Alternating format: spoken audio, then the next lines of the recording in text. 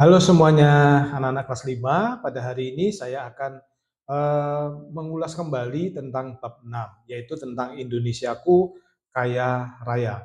Di Indonesiaku Kaya Raya ini yang perlu kalian pahami yaitu tentang tiga hal, tentang topik yang pasti seru ya, yang sudah kalian pelajari di kelas ya. Yang pertama topik A. Di dalam topik A ini kalian belajar tentang bagaimana bentuk Indonesiaku artinya negara maritim dan agraris. Belajar tentang peta, geografis Indonesia. Topik B, kalian belajar tentang keanekaragaman hayati.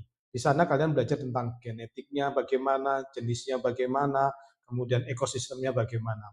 Nah, di topik C, kalian belajar tentang kekayaan alam Indonesia, jenis kekayaan alamnya itu apa saja, dapat diperbaharui itu apa saja, dan yang tidak dapat diperbaharui apa saja, manfaat dan bagaimana kalau ada kerusakan. Nah, itu yang paling penting ya. Nah, sekarang kita ke atau menuju ke bab satu. Nah, bab satu ini seperti yang kalian lihat pada layar, yaitu tentang peta ya. Di dalam peta itu yang perlu kalian pahami adalah pengertiannya dulu, yaitu gambaran permukaan bumi pada bidang datar dengan skala tertentu. Fungsinya untuk apa? Menunjukkan lokasi tempat, mengetahui arah, melihat bentuk wilayah, dan bahkan mengetahui jarak antar tempatnya. Di dalam peta itu kalian belajar mengetahui tentang judul peta, arah mata angin, simbol-simbol, legenda, skala, dan tata warna. Nah, yang paling penting adalah letak geografis. Letak geografis itu ada di antara dua benua, benua Asia dan Australia.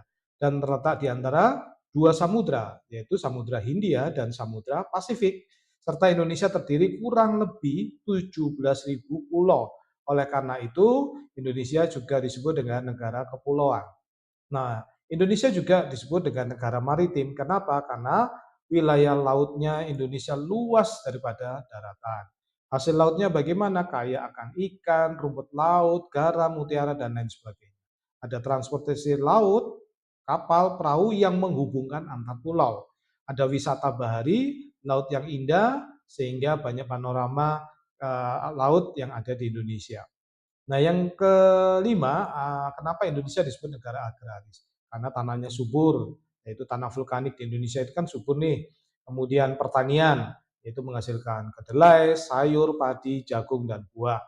Ada juga perkebunan, menghasilkan kopi, kakao, kelapa, sawit, teh, apalagi karet, dan masih banyak lainnya. Oleh karena itu disebut negara agraris, karena tanahnya subur. Kemudian budaya maritim dan agraris yang ada di Indonesia. Kenapa disebut budaya maritim dan agraris? Karena ada pasar ikan salah satunya. Tempat nelayan menjual hasil tangkapan ikan segar. Ada festival laut, yaitu tradisi syukur kepada Tuhan atas hasil laut yang melimpah. Kemudian ada pesta panen, tradisi syukur atas hasil panen yang berlimpah dan berkah. Dan tradisi itu masih berlangsung hingga saat ini. Nah, sekarang berikutnya, anak. Yang topik kedua ini tentang keanekaragaman hayati. Jadi dalam keanekaragaman hayati ini, yang pertama kalian harus tahu dulu apa itu, yaitu beragamnya makhluk hidup ya di suatu wilayah. Ya, baik itu genetik, jenis, dan ekosistem. Genetik berarti perbedaan sifat dalam satu jenis makhluk hidup. Kalau jenis itu perbedaan antar jenis makhluk hidup. Ada berbagai macam ya, ada harimau, burung elang, tanaman padi, dan lain sebagainya. Ekosistem pastinya yang kalian ketahui perbedaan tempat hidup makhluk hidup. Hutan, laut, sungai, dan sawah. Kemudian flora dan fauna di Indonesia ada tiga ya. Pertama Asiatis, yaitu di wilayah Indonesia Barat. Peralihan ada di Indonesia Tengah, dan kemudian Australis ada di Indonesia bagian timur. Kemudian juga di sana ada manfaat keanekaragaman hayati, ada sebagai obat, makanan, penelitian, pariwisata. Serta ancamannya ada juga, yaitu kebakaran hutan, penebangan liar, bom ikan, dan perburuan liar. Ini juga ancaman anak-anak.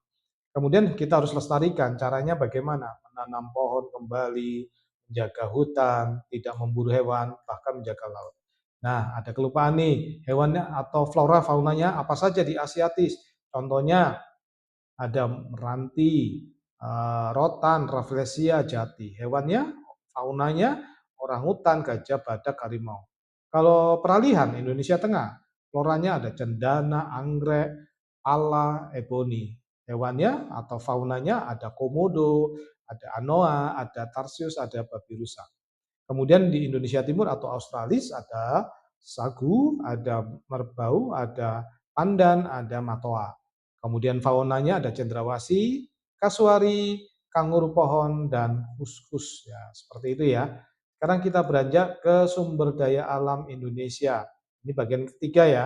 Bagian ketiga atau biasa kita sebut eh, bagian C.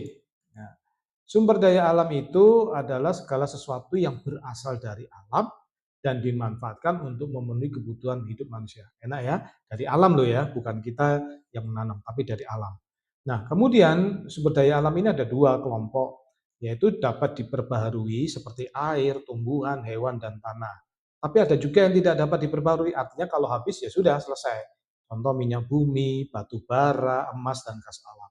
Ada titik waktu tertentu di masa mendatang dia habis. Tidak dapat diulang kembali, jaraknya ribuan tahun bahkan ya sangat-sangat lama.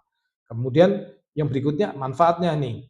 Manfaatnya adalah sebagai bahan makanan, bahan bakar, pakaian, obat-obatan, bahan bangunan. Nah, dari semua manfaat ini ada dong dampak kerusakan alam seperti banjir, longsor, pencemaran, hutan gundul. Ya ini semua karena alam atau kecerobohan manusia. Nah, dari keadaan ini maka kita adakan upaya pelestarian, ada reboisasi, hemat energi, menjaga hutan, bahkan daur ulang, serta menjaga laut. Ya, jadi kalau kalian melihat di laut itu juga perlu kita lestarikan.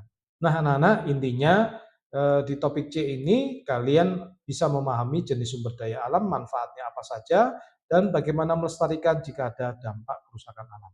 Ya, kalian akan bisa mengidentifikasi.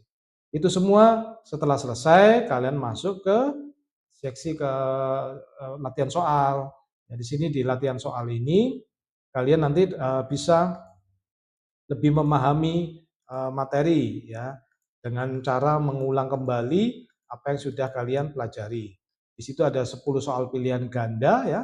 Kemudian ada juga isian singkat dan apa namanya? Uraian. Nah, semangat ya di bab 6 ini semoga kalian bisa belajar dengan baik tentang Indonesiaku kaya raya.